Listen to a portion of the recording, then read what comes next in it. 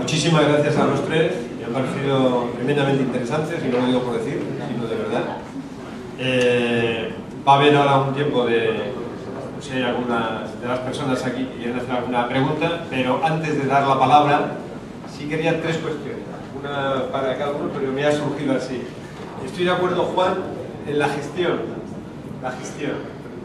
público, privada o mixta, y en principio para el ciudadano debería de ser absolutamente igual siempre y cuando sea una gestión eficiente. La cuestión que yo planteo no es la gestión, es el control. Y va en línea también de lo que comentaba Isabel.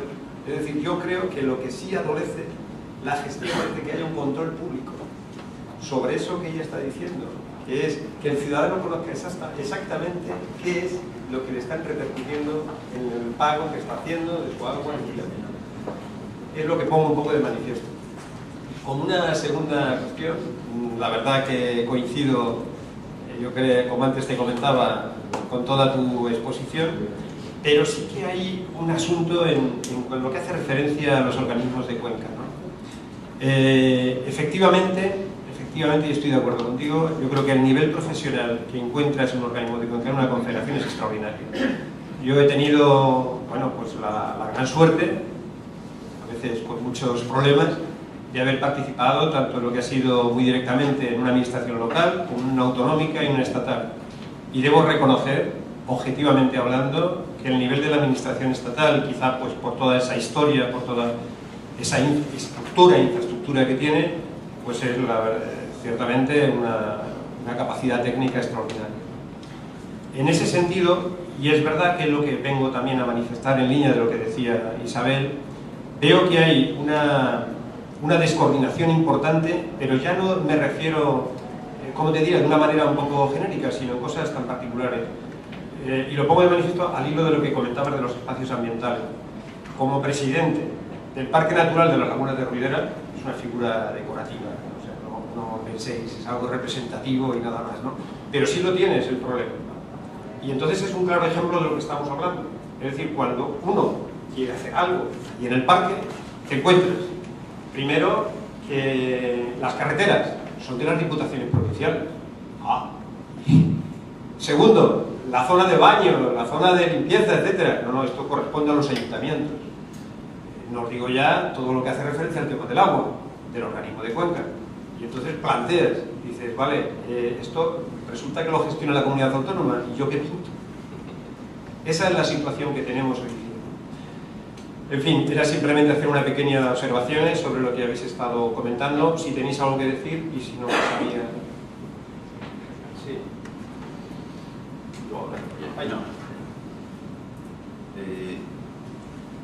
Yo, quizá por haber trabajado como funcionario de una administración local, de una administración autonómica, como funcionario y luego con representación, como representante público, como político, y en una administración del Estado, tengo la sensación de que las cosas no son tan difíciles en lo que se refiere a la coordinación competencial. Tengo la sensación de que es una dificultad aparente. Me explico.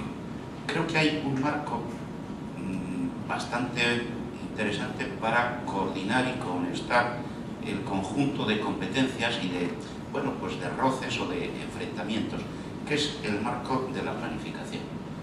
Al menos a mí me ha resultado, en mi experiencia, muy útil. Es decir, es en la planificación donde deben de contraponerse, bueno, pues las distintas sensibilidades de un señor que tiene una visión fundamentalmente basada en que el río tiene que tener no sé cuánto caudal para que los ciprínidos o los salmónidos o los que sean tengan, bueno, pues su freza y todas sus condiciones inmejorables, y el otro señor, que es el señor que explota un embalse desde el punto de vista hidroeléctrico, que necesita turbinar mucho más a unas horas que a otras, porque claro, la punta de consumo de energía se lo exige, y el otro señor, que es el señor que está afectado por el regadío, que necesita disponer de mucha más agua en el verano que en el invierno. Bien, yo creo que eso se puede llegar a coordinar de una forma bastante razonable en los ámbitos de la planificación, en los trabajos de planificación, si de verdad se entra. Pero creo además que hay que entender la planificación no como una decisión que se toma en un momento dado y ya está. Aquí tengo un documento que va a misa. Vamos a ver, la planificación entendida, yo creo que con un sentido, digamos, más moderno, más del día, tiene que ser entendida como un foro donde de alguna forma se van suscitando y se van adecuando los criterios particulares a los fundamentales a lo largo del periodo de vida de un periodo de planificación, dentro del respeto a lo que son las pautas más o menos generales. Yo creo que no es tan difícil. Lo que sucede es que hace falta esa disciplina de mantener un foro de planificación o de discusión de esa problemática razonablemente vivo, y tenemos que acostumbrarnos a esa forma de gestionar los problemas. Cuando yo señalo que en un organismo de Cuenca tienen que estar representados no como una junta directiva, que bueno, está bien, sino como un consejo de administración, las distintas sensibilidades y los distintos centros de poder político, lo digo porque tiene que gestionarse día a día contando con ese conjunto de posturas más o menos, no encontradas, pero sí a veces contrapuestas. Y al final yo creo que no es tan difícil. No es tan difícil sin modificar demasiado el ámbito competencial, simplemente haciendo un ejercicio de lo que yo entiendo que tiene que ser una administración moderna de una problemática compleja. Sí, muy brevemente. Sí, vamos a ver, la administración pública es que tiene competencias sobre ese servicio público, con independencia, bueno, con independencia no, si la gestión es pública, quizá no tanto que si la gestión es privada, pero en cualquier caso tiene la responsabilidad del control.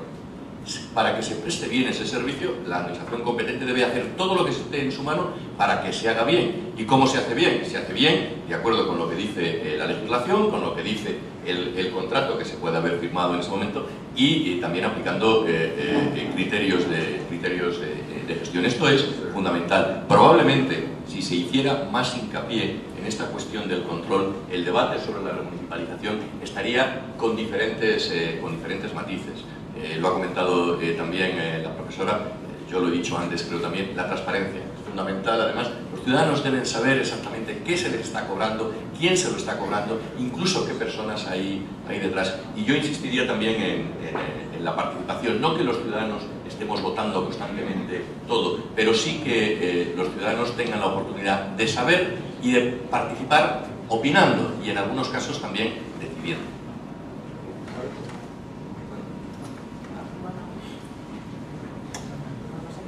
Sí, la verdad, porque...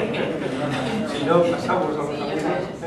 No, que yo creo que, bueno, yo creo que la política del Pacto del Agua es el pacto que se haga en cada planificación hidrológica. Y efectivamente estoy completamente de acuerdo con que es facilísimo componer intereses cuando hay voluntad.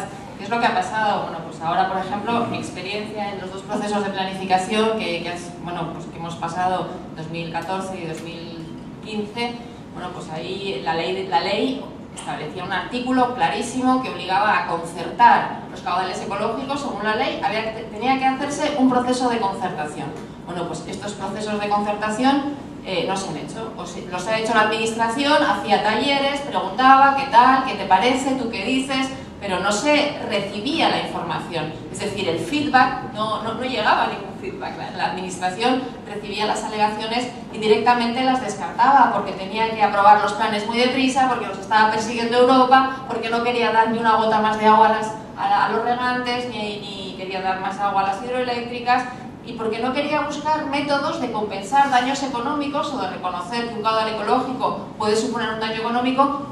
No quería reconocerlo, era una cuestión de principio, de regla. ¿Cómo vamos a indemnizar a nadie? Cuando era facilísimo otorgar compensaciones a través de incrementos de caudales concesionales que no tenían absolutamente ninguna afección ambiental. Bueno, pues en grandes concesiones desde luego, y en muchas pequeñas concesiones también era muy fácil encontrar sistemas de compensación y llegar a la concertación con agricultores. Lo que pasa que es muy difícil establecer una cultura de diálogo y es muy complicado y cuesta mucho trabajo. Y yo creo que a muy poca gente, lo voy a decir con toda tranquilidad ya, a muy poca gente le gusta trabajar, la verdad, es que dicho.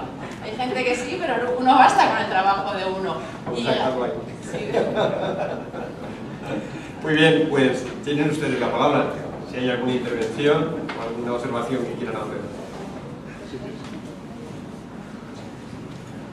Nada, no sean tímidos. Si no digo, no vamos, que se nos confía el café. José María, tienes la palabra. José María.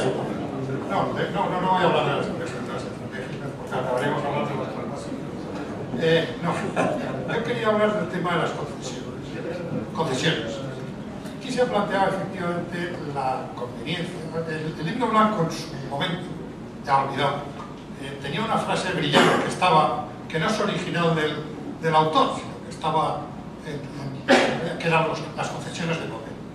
Bueno, es verdad que probablemente yo creo que en este momento y dentro de una revisión general de la política de agua sería necesario, yo creo que es imprescindible, el revisar el sistema concesional, no tanto el sistema concesional como las propias concesiones existentes, que algunas de ellas derivan de actuaciones no previstas, de potencialidades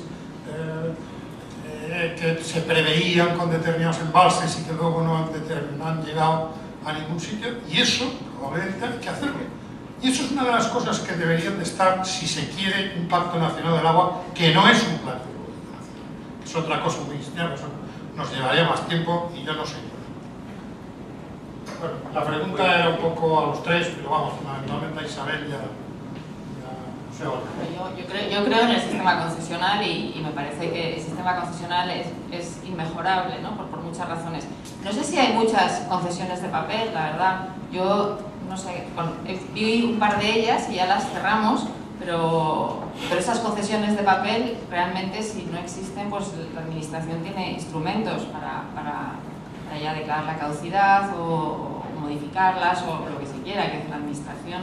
Bueno, pues en este momento puede hacer lo que quiera. ¿Qué problema hay con las concesiones de papel? Yo creo que la administración no sabe qué concesiones de papel hay o cuántas hay o dónde están y no tiene ninguna capacidad de gestión de las concesiones. Yo creo que el principal problema del sistema concesional es la falta de capacidad de gestión y luego también una cosa, la administración de las confederaciones hidrográficas tiene muy difícil terminar procesos concesionales. Antes me he referido a unos procesos concesionales iniciados en el Júcar desde los años 80, pero bueno, conozco otras confederaciones donde hay procesos concesionales de los años 90, de los años 2000 y todos ellos sin cerrar, sin terminar.